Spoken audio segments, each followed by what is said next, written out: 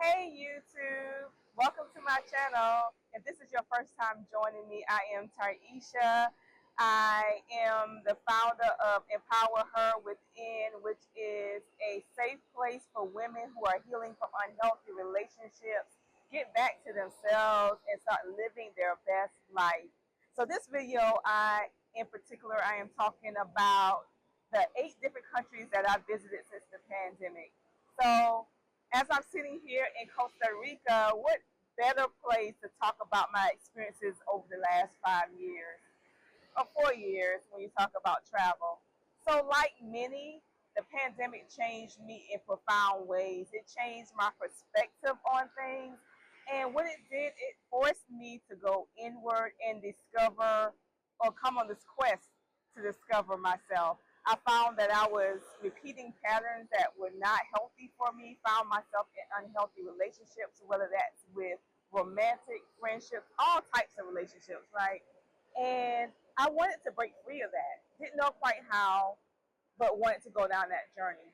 And one of the ways that I began my healing journey was through travel. I am a believer that travel can really change you. It can change your perspective. It can change how you view yourself and the world, knowing that the world is so much bigger than you, but also so inviting to you.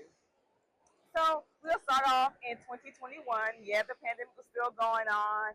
People were just getting back to traveling good. And me and my sister-in-law decided we're going to take a trip to Dubai just out of nowhere. That's how the pandemic hit me, like spontaneity, really.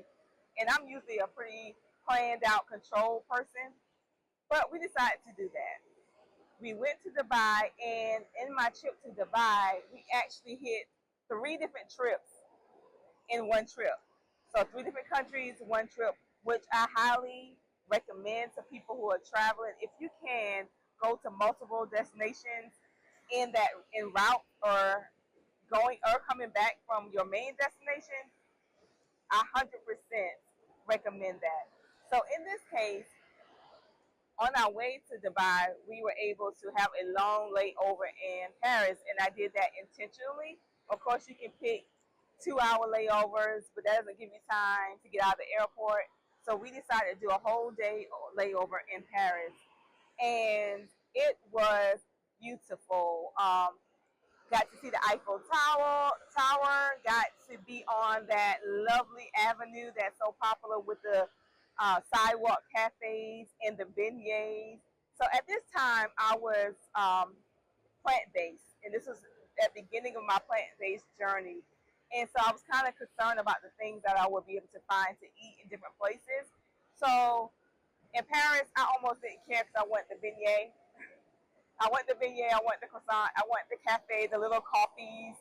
And so I was able to sit on that avenue at one of those cafes and sip my coffee and just watch, if people watch, seeing the high-end stores.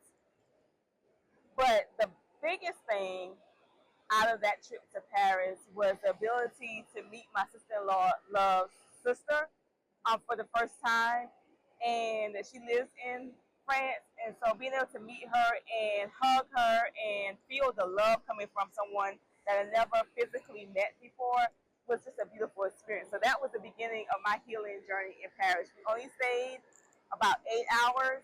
It was enough to see the Eiffel Tower, and it was enough to be on, I want to say the name of that. Is it Champs Elysees? I don't know. I might be saying that really bad, but y'all understand what I'm saying. So I love that. Got back to the airport in time to catch our flight. Got into Dubai. Dubai is a marvel. Um, just looking at it and looking at the things that man can make when you put our minds to it. It was a very clean and nice city space. The weather was nice. We're in the desert, but it wasn't like it was too like really really hot.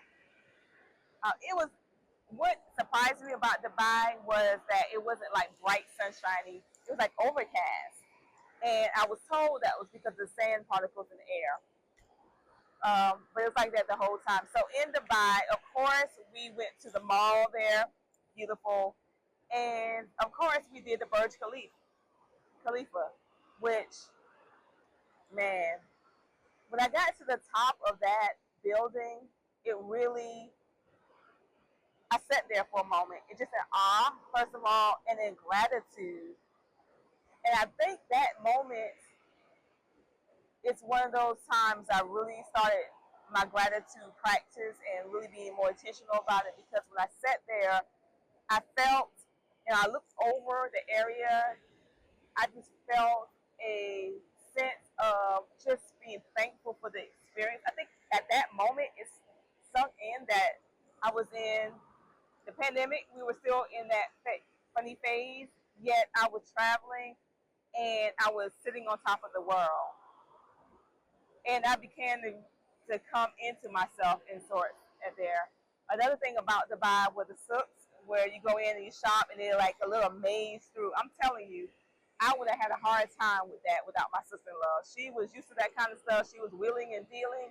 That's not my thing, but I enjoyed the experience. I enjoyed having all this gold placed on me. So enjoy that experience as well. We also did a harbor cruise, so we were able to get out into the Indian Ocean and cruise. Is that the Indian? Yeah, and just do a little cruise there and into the Gulf. I'm not sure if that's at that point considered in the ocean. It's the Gulf, but it's still part of the same body of water. But anyway, so that was nice doing that day cruise. So really enjoyed myself in Dubai. Would I go back to Dubai? I would, especially if I have another group that wants to go.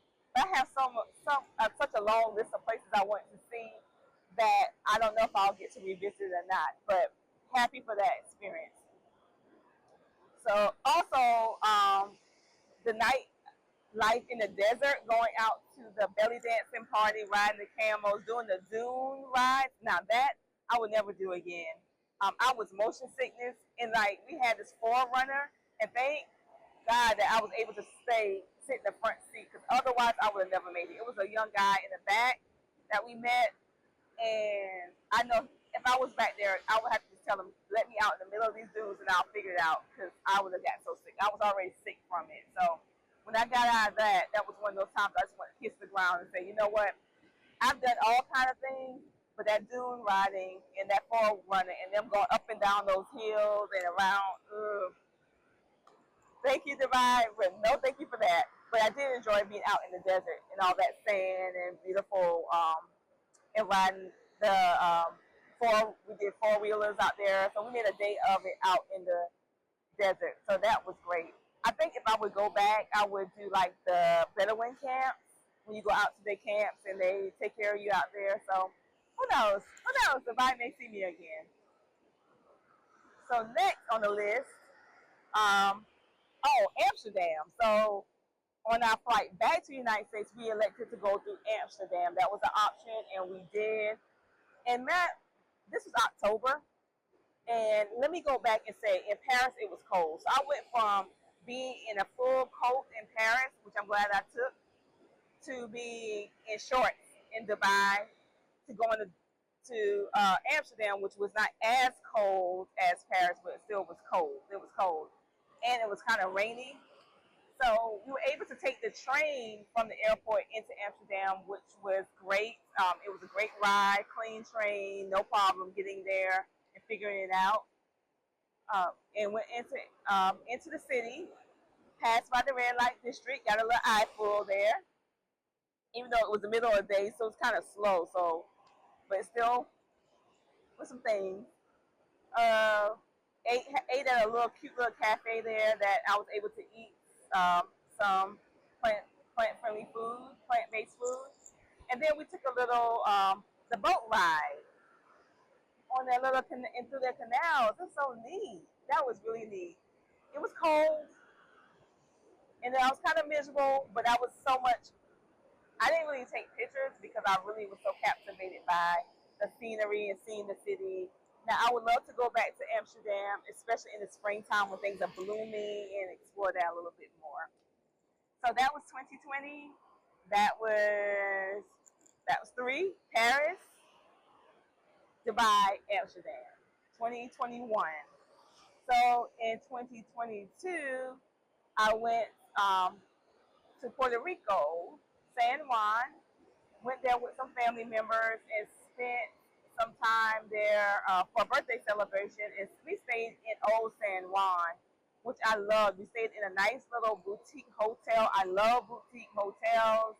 You can really keep the mainstream ones. I don't have anything against them, but if I can choose between a boutique and a mainstream big hotel, I'm going to choose the boutique. So I was delighted that my cousin did the same. So we stayed at a boutique hotel there where the food was delicious. Again, plant based, trying to figure my way out around, but even the popular food that they have there in Puerto Rico, I think it's called the dish from mofonga. I was able to find that plant based without meat, so I ate that good. The food in Puerto Rico was just good. The food, the company. Um, Here's the thing about that. We went out one night in this, and people were in there salsa dance and everything else. It was a lot of people in that place to say we still were dealing with the pandemic and still dealing with COVID. Man, people were enjoying themselves, and I enjoyed myself too. None of us came back with COVID. We were just fine. So that was 2022 Puerto Rico. Oh, and went to one of their state parks, Yunque, and that was beautiful. Did a natural water slide, and then we had another space that we jumped into the water. So I'm gonna go back and talk about healing experiences because I talked about it in the first trip. So in San Juan in Puerto Rico, a healing moment there was watching my friend who was not the strongest swimmer and not very confident in her swimming jump in this water with me. And I call that healing moment because, first of all, her courage of doing that and watching my friend do something that was out of her comfort zone. She did it with fear and still did it. And the fact that she trusted me and that I was waiting in the water, waiting on her, and then hugged and embraced her when she did it. That moment was very pivotal, I think, for me, not only in that relationship, but assessing relationships overall, friendships, and what it means to really have a solid, true friendship. That moment kind of defined that for me. It's so much built on communication because I was talking to her, encouraging her, and trust. So that was definitely healing in that moment. So that was, on that relationship, healing, and there was some other things as well during that time. So really enjoyed my time in Puerto Rico, and that was 2022. 2023 was a busy year. I'm so thankful for it. I started the year off going to Mexico. I was in Tulum, went to Tulum, and Tulum was beautiful, especially the ruins. So there's some beautiful things about Tulum. We stayed in a little jungle tree house right across the street from the beach. So in Tulum Beach area, there's a strip and there's hotels on either side of the strip. And if you stay across, you can hear the ocean, but unfortunately, you can't see the ocean. And I didn't like that. I didn't like those hotels walling off. So if you were not on those properties, you couldn't see the ocean. I did not like that. And the fact that for you to access the good parts of the beach, that you had to go through these hotels and they charged you. They were taxing. Like we finally found one that we was like, okay, we're gonna just go do this. They gave us the cabana and stuff for like $50, and that was the cheapest. I tell you, the cheapest. And we had to still buy food from them. And but other than that, we stayed the day on the beach. It was lovely. It was beautiful. But I did not like that having to pretty much buy your way onto the beach. I wasn't used to that. I always used to beaches being free to explore. But the ruins in Tulum, they're beautiful. And the beach was beautiful. The ocean, beautiful. Another healing moment, just laying on the ocean. I did a video there, and I did a lot of releasing during that time, processing um, how I was there, why I was there, what I needed to get from that land. And as I was doing this, you have people walking by selling stuff, but they can't really approach you unless you give them the okay. And then once you do, the police are there, pushing them away, like you only can stay a few minutes and you gotta go. Well, this young guy, he was selling jewelry, and I called him to me, and he said he made his own jewelry and stuff. So I wanted an anklet. So I saw a bracelet, and I was like, "Do you make these yourself?" And he was like, "Of course I do." And I'm like, "Well, I want this bracelet, but I want it in an anklet." He whipped out his little tools, and he sat there beside me, and he just started working. And we were talking. He was working. We were sharing food. I was sharing my lunch with him as he was telling me his story. And the police kept on coming up, and I had to keep on telling them, "No, he's not bothering me. He's helping me. I want him here." That was interesting. But there you go, a moment of absolute healing. Hearing this young guy's story and how hard he was working to be able to feed his family, I could help. And his work, I still wear the anklet to this day. I still have it on my ankle, silver, and he put it together, and it's absolutely beautiful. So that was definitely a beautiful moment. Going to the ruins in Tulum, beautiful. Because I like that kind of stuff. I like ancient architectural. I like ancestral type stuff. I just feel something when I'm in those type of situations. So I really enjoy going to the ruins and exploring those. That was beautiful, and just learning more how they live. So after that, the next thing was going to a cenote. So a cenote is a cave that ceiling caved in, so the water is exposed at the bottom, and the indigenous people, held those areas to be very sacred, and I know why. So we elected to go to a cenote that was partially collapsed. So it was more like going into a cave, and we did a swim in there. Talk about healing and beautiful.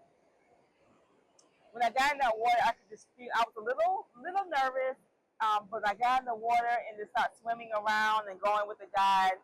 It was just a very beautiful experience, and like I said, I think that was called Extum. It was a very healing experience, to the point of I could just feel the depth and the ancestralness of that, and why they consider that sacred. I get it. I get it. I felt the sacredness of it. That was my first time, I believe, being in a cenote. I'm thinking back, because I'm doing this video on times of travel after the pandemic, because my travel really picked up. But I have traveled before then, but not nearly as much as I traveled after the pandemic. So I was just trying to think back. Have I ever been in a cenote? I don't think so. That was my first time, not my last, but my first time. So that was very beautiful. So Tulum was beautiful. Um, just beautiful beaches, beautiful people. Like I said, the only thing I did not like was the not having free access to the beach. But all in all, it was beautiful. I loved the experience. That going into that cave and doing the ruins really, um, it humbles you. It's very grounding and centering when you go onto ancient lands like that. I feel there's some places that are just grounding and centering to me, and that definitely was. So I came. So Tulum was that first trip in 2023. The second trip was Costa Rica. For years, I felt a call to go to Costa Rica. I wasn't sure why, and got the opportunity to go and take my sons, my friend, and her two kids as well. We went to Jaco. So in Jaco, we stayed a week in Jaco. Jaco was nice. We had a condo right down from the beach. Our condo area had a pool, had an outside barbecue, so we ate. We cooked our food. Then we had a little cafe on the corner that we would go get food from as well. Paco was very small. It wasn't a big town. We got a golf cart and we were able to get around. We did do an excursion. We did a jungle excursion where we zip lined. I love the zip line. The courageous, adventurous person came out. We zip lined, we four wheeled, we rode horses. It was a great day, and just watching my kids enjoy that day was priceless. Priceless. So that feeling incorporated my two boys with me, and I love that experience. Our first time experiencing a black sand beach. That was beautiful. That sand is magnetic and healing. And ironically, I am on a black sand beach today in Costa Rica, just not in Jaco, but we'll get around to that. So I love my time in Costa Rica. Oh, let me tell you about La Fortuna. So La Fortuna is in the northern part of Costa Rica, up in the mountains. It's a big old waterfall there. They also have hot springs, and you have the volcano there as well. One of the volcanoes that we were able to walk up the side of. Talk about experiences that just drop your jaw. Like, am I really experiencing this? That's how I felt watching this volcano. Why can't I think of the name of it right now? Which one was it? I'm sure Arno. Arno. So we walked up the side of that. We did the La Fortuna, the big waterfall that had like a million steps to get down to that waterfall to the bottom and a million steps to get back up. That was the hike.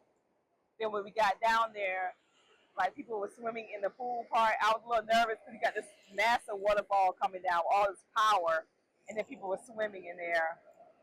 Kind of scary. It was scary to me and my kids to have them there that close to that. But we got in. The water was freezing cold, but so refreshing, so invigorating, so uplifting of your spirit. So really enjoyed La Fortuna. Then we went to the hot springs there. We sat in the different hot spring pools where you had the different heat levels. That was lovely. Uh-oh. I hear thunder. Hopefully I don't get rained out here. So, yeah, Costa Rica. So when I was there, like I said, I knew that something was calling me to Costa Rica. I felt it when I was there. And I knew I was in the right country, but I wasn't sure I was in the right place. So I said, I want to visit the Caribbean side. And then one of the young ladies in the shop just confirmed that for me. So I was like, next time I come back, it'll be on the Caribbean side. So after, still in 2023, I visited my cousin out in California. No, that was not an international trip, but healing for sure. San Francisco, no, Sacramento. I say that all the time. Sacramento was a beautiful place. And to top that off, we went to Lake Tahoe. Y'all, Lake Tahoe was magical feeling. Like, I'm a very intuitive, I'm very connected to nature. I feel things when I'm out in nature. This is where I find my peace. This is where I find my groundedness and my center. So being in Lake Tahoe, it was just gorgeous. It was chilly. It was June, and it was like 60 degrees, and up in the mountains. In the mountains, you can still see snow on the mountain, which is interesting. And also on our way there, we stopped at a little country western, one of them places that was in one of those country western shows. Was it Gunsmoke or Bonanza? My mama told me Virginia City. I can't remember. Anyway, that was a cute experience as well. So I'm just throwing those in there, even though I know that wasn't international. That doesn't count for the 8 international trips. So yeah. So that was 2023. So I am up to, if I did my math, 8. So I have Paris, Dubai, Amsterdam, Puerto Rico, Mexico, Costa Rica. That's six. Ah, it's gonna be more than eight. Oh no, maybe eight. Yeah. So that's 2023. That's a lot in 2023, I know, and I'm so blessed. Y'all, when I talk about these things, I am talking about it with the utmost humility and the utmost gratitude. I am so thankful for these experiences. I am so thankful for the changes in my life as a result of these experiences. And that's why I'm sharing it with you because each experience has changed my life. Each experience started aligning me to my path and fueling my passion, speaking and healing the places in my heart that were hurting, that I didn't even know were hurting. Started peeling back the layers, and every single trip I was peeling back layers. I was doing the work and I was embracing the medicine that was being delivered to me through travel.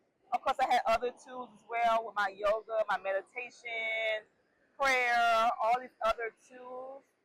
Yes, as well.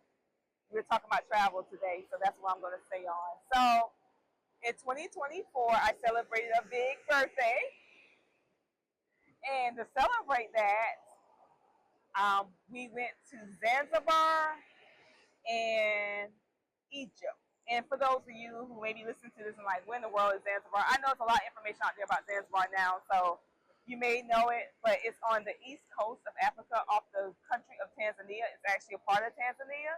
It's an island out there. Whew.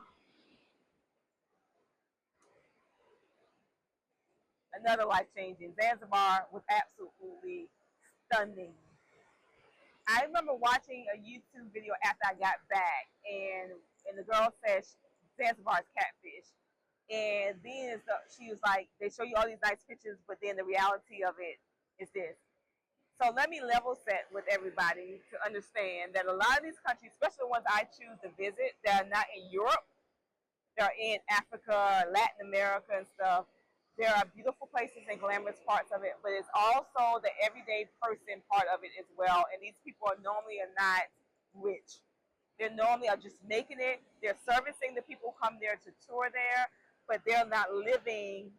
If you would never know by how they treat you, how they actually are living, because they're treating you so well. But then you go to areas where they live at, and you realize these people are barely making it. But yet they can place a smile on their face. They can greet you every day. They can make your whole day. And the staff at Zula Zanzibar did that. They made our day every day. We absolutely loved staying there in Zanzibar. The beach is gorgeous. Uh, you had the Maasai tribal guys walking around selling stuff. We enjoyed their company. The food was great there. Had different varieties of food, and you get a lot for your money in Zanzibar. The most expensive thing is just getting there, and you can catch those at good ticket prices as well. You just got to be willing to do the traveling. And the traveling is taxing. I mean, you going from the United States all the way, you go over the top of Africa. I think we stopped in Dubai, not Dubai, Qatar, because we did Qatar Airways. And the reason why I didn't count Qatar, I'm not counting if it was a short layover. We didn't leave the airport. I didn't count that. But if I wanted to, I could count it. But we didn't leave the airport in Qatar, nor did we leave it in. We stopped in Kenya as well, but we didn't leave the airport. But Zanzibar was so gorgeous, just naturally gorgeous. Yes, there were places. Yes, to get to our hotel that was on the beach, we went through a village that was in shambles that people lived in, like just block homes that had had windows with nothing in the windows, no doors. Yes, but they were beautiful people nonetheless. I still enjoy driving through those areas. I still enjoy walking through the areas. And not at any time did I feel unsafe. I spoke to everybody. They spoke to me. It was a very welcoming and beautiful place. The hotel was good. We went to Prison Island. That was a very heavy moment for me. But they had these beautiful tortoises on the island. When you come in contact with something that's been there 100 years, another thing that changes your perspective and playing with them and interacting with them changes your perspective. So we also did Safari Blue, which they take you on this boat and you go snorkeling, and they had this nice little inlet area that you could snorkel, and it was gorgeous. Then they took you to this little island. They gave you lunch, all this food, and I tell you, food. I think that trip cost us about $80 US, y'all, and I'm telling you, they had lobsters on the menu for lunch. I'm being plant based, but they gave me, I had food as well. I had enough food for myself, but it was amazing. Like the value, your money goes far, and you get so much there. So, love Zanzibar. Would I go back to Zanzibar? Absolutely. Zanzibar provided a richness to my soul. It touched my soul, y'all. The we went to a spice tour where they show you all the spices are grown and all everything can grow in Zanzibar. The ground is so fertile and rich that things just grow there. So I felt that same nourishing at that place. So I felt tremendous growth and appreciation even for the ladies who joined me, who traveled across the world to join me on that trip. So honored by that. We also went to a cenote. They call it something else in Zanzibar as well. We swam there in that open cave. Had the most amazing hands down best massages I ever had in my life. I don't know if it was the nature around me, but those girls' hands were miracle workers on us. We absolutely loved it. So yeah, Zanzibar. I can talk a whole episode about Zanzibar. So let me speed up so I can get to my last country, Egypt. So had people in Zanzibar, and then additional family members met me in Egypt. Even thinking about this brings me in tears because at one point I didn't feel like I was worthy enough to even ask family to come and do this with me. They didn't think I was worthy enough for the experience. So when I not only asked, but they jumped on the opportunity to end up being, what, 12 of us in Egypt, I was blown away. The level of coordination that happened to get that done and having people behind me and helping me with that was amazing. And I'm still just humbled and deeply appreciative of that opportunity. And that within itself was healing. That within itself, to have that support. When you tell yourself that you're alone, when you tell yourself nobody cares what you're going through, and you spend a lot of time sheltering yourself and blocking out people, and to see when you start walking in acceptance of yourself, walking in self-love, exploring, open up yourself, to see people who come and rally and support you, that by itself was hands down beautiful. So as you can imagine, Egypt was definitely a beautiful experience. We were very busy in Egypt. We spent a couple days in Cairo. Hi, hi. That's a dog found me. We spent so some of the advice I was seeing and what I felt too, that only spent a few days in Cairo, a couple of days in Cairo, and then go down to Luxor and some of the places that are down south of Cairo. Cairo was like big mega city New York. It was amazing. So you had this big mega city, people everywhere, tons of traffic, no stoplights, people driving like crazy, and then you had these pyramids in Giza right outside of it, and these marvelous architectural things, and you don't even know what's under that city. But anyway, it was it was very interesting in Cairo. So Cairo, we did the museum and we did the Giza pyramids, of course, the Sphinx, and seeing those.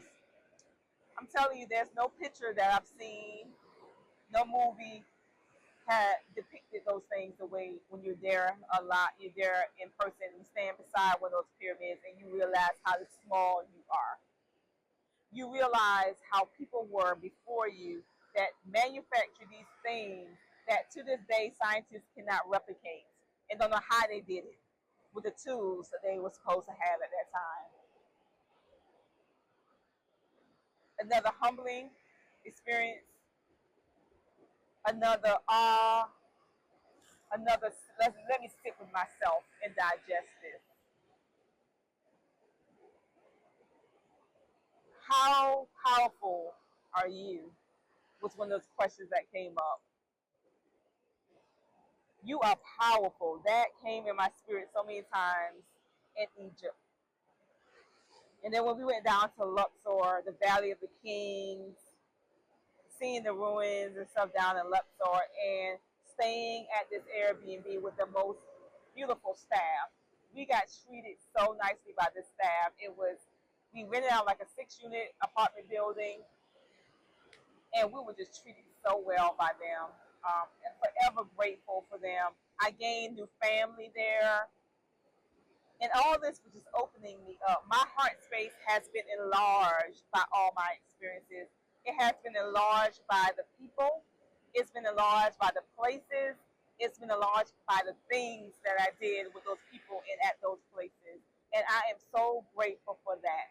So I don't want to make this too much longer. That I just want to talk about going to 8 different countries since the pandemic, how it changed me, and how it played into my healing journey as I continue to journey and I continue to share, especially with everyone, but especially with women who have chosen unhealthy relationships, found themselves in unhealthy relationships, and are finally ready to break free of that pattern and reclaim their identity, reclaim their self-worth, fall in love with themselves, and explore like never before, living the life they want to.